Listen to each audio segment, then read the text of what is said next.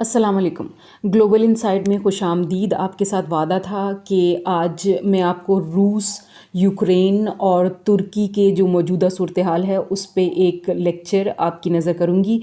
उसी सिलसिले में मैं आपके सामने कुछ फैक्ट्स रखूँगी जो इंटरनेशनल रिलेशन के स्टूडेंट्स, CSS के स्टूडेंट्स, पॉलिटिकल साइंस और हिस्ट्री के स्टूडेंट्स को ज़रूर पता होने चाहिए। रूस जो है वो जंग शुरू करना चाह रहा है, झड़पें हैं चल रही यूक्रेन के साथ रूस की, और वो मूवमेंट है जो यूक्रेन के अंदर जो क्रीमिया का, अगर 2014 का आपको मसाइल याद हों तो क्रीमियंस ने वोट किया था रशिया के साथ मिलने का, लेकिन यूक्रेन की जो बाकी आबादी है वो चाहती है कि वो वेस्ट की साइड यूरोपियन यूनियन में शामिल होना चाहती है, जो कि ज़ाहिर है आप अगर इंटरनेशनल रिलेशंस के स्टूडेंट हैं तो आप ये ज़रूर समझते होंगे कि यूरोपियन यूनियन में शामिल होने से रूस के लिए किसी भी जगह का क्या मतलब है। It is anti Russian thing. तो इस वजह से इस वक्त जंग मुसल्लत करना चाहता है यूक्रेन पे रूस, और यूक्रेन के जो सदर हैं वो गए हैं तुर्की के सदर तैयब अर्दोगान के पास, और उनको कहा है कि वो अपना रोल प्ले करें और इस जंग को रोकने में मदद करें और हेल्प करें यूक्रेनियंस की। क्यों रूस की जंग मुसल्लत करने पर यूक्रेन के सदर तुर्की के पास ही जाते हैं? This is a very big question, और इस क्वेश्चन को आंसर करने से पहले हमें ये देखना होगा कि रूस और तुर्की के आपस में ताल्लुकात कैसे हैं। और अभी आपने कुछ अरसा पहले ख़बर तो पढ़ी होगी कि बड़ी हाई टेक्नोलॉजी रशिया से तुर्की ने ख़रीदी है, वो टेक्नोलॉजी ख़रीदी है जो अमेरिका उसको नहीं दे रहा था, और इसकी वजह से अमेरिका की तरफ से बहुत सारी सैंक्शंस का सामना भी तुर्की को करना पड़ा। लेकिन इससे पहले एक लंबा माजी है जो कि जंग और सुलह से जुड़ा हुआ है रूस और तुर्की के दरमियान। उस पर एक नज़र डालते हैं, और उसके बाद क्रीमिया की जो लोकेशन है और यूक्रेन की जो लोकेशन है वो भी मैं मैप पे आपको दिखाऊंगी, ताकि आपको एक अंदाज़ा हो सके कि क्रीमिया और यूक्रेन का क्राइसिस रोकना तुर्की के लिए, अपनी बका के लिए कितना ज़रूरी है। जी, 1492 से रूस और तुर्की के रिलेशंस आपस में शुरू हुए हैं, पुरानी बात है।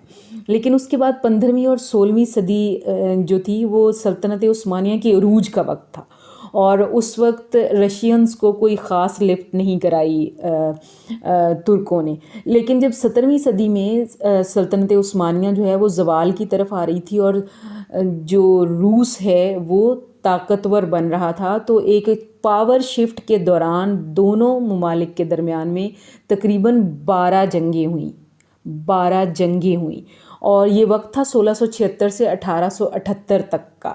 इस दरमियान में 12 जंगें हुई दोनों के दरमियान में। उसके बाद पहली जंग अज़ीम के बाद दोनों को ज़ाहिर है मसाइल का सामना करना पड़ा, और उन मसाइल के दौरान ही एक की टेंडेंसी, तुर्की की टेंडेंसी वेस्ट की तरफ और रशिया की टेंडेंसी एंटी वेस्ट हमेशा से रही है, और एंटी US भी रही है। कम्युनिज़म अपना फैलाव करना चाहता था हमेशा से। फिर हम दूसरी जंग अज़ीम की तरफ अगर आते हैं तो दूसरी जंग अज़ीम के बाद भी जब कम्युनिज़म और कैपिटलिज़म आपस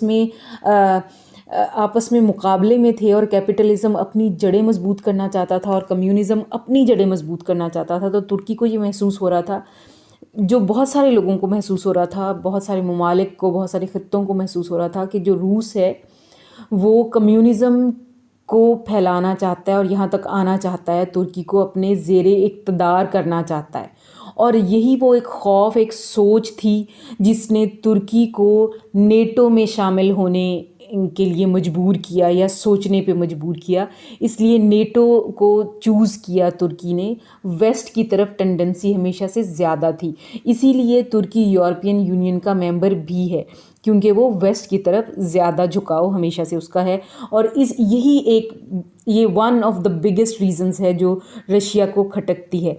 और लेकिन बहुत सारी चीज़ें ऐसी हैं दूसरी जंग अज़ीम के बाद, आपको पता है रूस बहुत फिर कमज़ोर से कमज़ोर तर होता गया, और जब रूस टूटा तो वो एक अच्छा वक्त था तुर्की के लिए ख़ित्ते में अपने कदम जमाने का, क्योंकि एक बड़ी ताकत इस ख़ित्ते में से टूट चुकी थी, और ٹکڑے ٹکڑے ہو چکی تھی، تو یہ ترکی کے لیے بہت اچھا موقع تھا، اور یہی وہ وقت تھا جب روس اور ترکی کے درمیان تعلقات، نیگوسیشنز، اس طرح کی چیزیں شروع ہوئیں. تو یہ ون سائیڈڈ نہیں تھا. روس کو بھی کسی نہ کسی طرح اپنی تجارت، آپ کو پتہ ہے اکنامیکلی بہت بالکل زمین بوس ہو چکا تھا روس اس وقت، اور اسی وجہ سے ہی one of the biggest reasons تھی رشیا کے ٹوٹنے کی کہ اس کی اکانومی بہت بری طرح بکھر چکی تھی. اس کو ضرورت تھی کسی ایک اچھی سپورٹ کی، تجارت کے لیے کسی پارٹنر کی، تو اس نے ترکی کے ساتھ ہاتھ ملائے. مثال کے طور پہ اگر آپ کہیں کہ گیس کی جو ذخائر ہیں روس کے، اس نے ویسٹ تک پہنچائے ہیں. وہ کس کے تھرو پہنچائے ہیں؟ وہ ترکی کے تھرو پہ پہنچائے ہیں. اور ترکی نے اسی طرح بہت سارے اٹامک معاہدے ہیں، جن میں سے ایک تو آپ نے پچھلے کچھ عرصہ پہلے سنا بھی، جس کا بھی میں نے تذکرہ بھی کیا ہے بات کرنے سے پہلے، وہ بھی ہے. دونوں اطراف سے یہ چیزیں شامل ہوتی رہی ہیں. اور اس کے علاوہ ایکسپورٹس اور امپورٹ وغیرہ کے بہت سارے معاہدے ہیں جو دونوں ممالک کے درمیان ہیں. یوریشینزم پہ دونوں کی پازیٹیو اپروچ ہے. اس کی ایک وجہ یہ ہے کہ جو روس ہے اس کو لگتا ہے کہ اس کی اپنے ایریے میں بھی اپنا جو اس کا ایریا ہے، جو حکومت ہے، اس پہ بھی اس کی قائم رہے گی حکومت، اور کنٹرول بھی قائم رہے گا، اور وہ ویسٹ کے ساتھ کنیکٹ بھی ہو جائے گا.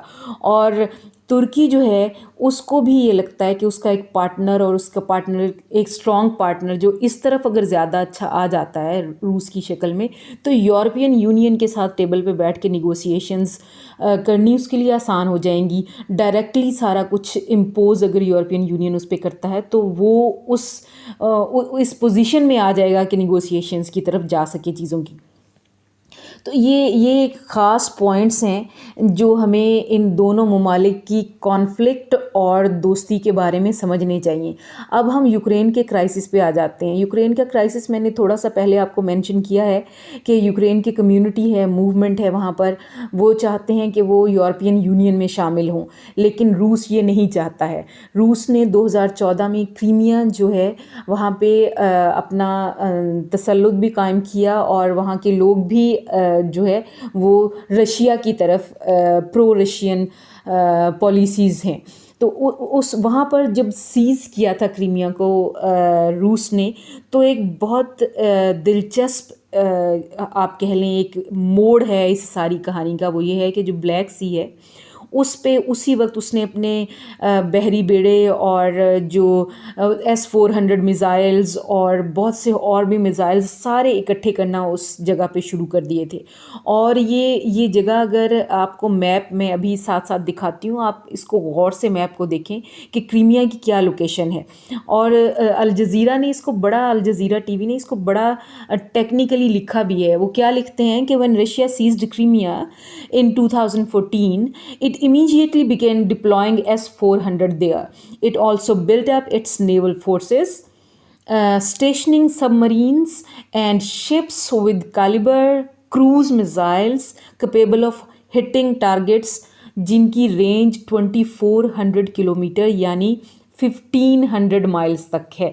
اور یہاں سے اگر ہم استنبول کا فاصلہ اگر میں میئر کروں، اگر آپ کو بتاتی چلوں، یوکرین سے استنبول کا جو فاصلہ ہے وہ 375 مائلز ہے، یعنی 600 کلومیٹر رفلی بنتا ہے. اور جو وہاں پر میزائلز ہیں ان کی رینج کیا ہے؟ 2400 کلومیٹر. اور استنبول کتنا دور ہے ان سے؟ 600 کلومیٹر. تو یہ ایک بڑا ٹیکنیکل پوائنٹ ہے اس میں، جس کے بارے میں ایک بہت بڑی سٹیٹمنٹ بھی اس وقت جاری کی تھی ترک صدر طیب اردوغان نے کہ کریمیا کو سیز کرنے کے بعد روس نے بلیک سی کو اپنی جھیل بنا لیا ہے. اور اگر اس بات کا نوٹس اب ہم نہیں لیتے تو تاریخ ہمیں کبھی معاف نہیں کرے گی. یہ بات انہوں نے کہی تھی، اور اس کا مطلب ہے کہ ترکی کا بہت کنسرن ہے اور ہونا بھی چاہیے سیکیورٹی پوائنٹ آف ویو سے. جیسے میں نے آپ کو بتایا ہے کہ اگر آپ نقشے کو دیکھیں تو کرائمیا کی جو لوکیشن ہے اور یوکرین کی جو لوکیشن ہے بلیک سی سے، اور رشیا جتنی اسٹرانگ فوٹنگ پہ چلا جاتا ہے، تو اس کو دیکھتے ہوئے، کیونکہ یہ دونوں ریجنل پلیئرز ہیں، اور ان ریجنل پلیئرز کی کس طرح اس پورے خطے میں اس وقت کوشش ہے کہ ان دونوں کی ان کا تسلط زیادہ سے زیادہ اور دوستیاں زیادہ سے زیادہ اور اسٹریٹیجیکلی یہ زیادہ سے زیادہ امبیڈڈ ہوں ریجن میں. اس پہ بھی میں اس سے اگلے ویلاگ میں انشاءاللہ آپ کو بتاؤں گی کیسے نگورنو قراباغ، انڈیا، پاکستان، افغانستان کے ایشوز میں یہ دونوں ممالک بہت ایکٹیو ہیں، پیس پروسیس میں دونوں ممالک کیسے ایکٹیو ہیں. اس کے لیے بھی انشاءاللہ اگر آپ چاہیں گے تو میں آپ کو ایک پورا ویلاگ کر کے دوں گی. تب تک کے لیے ناہید کو دیجیے اجازت. اللہ نگہبان.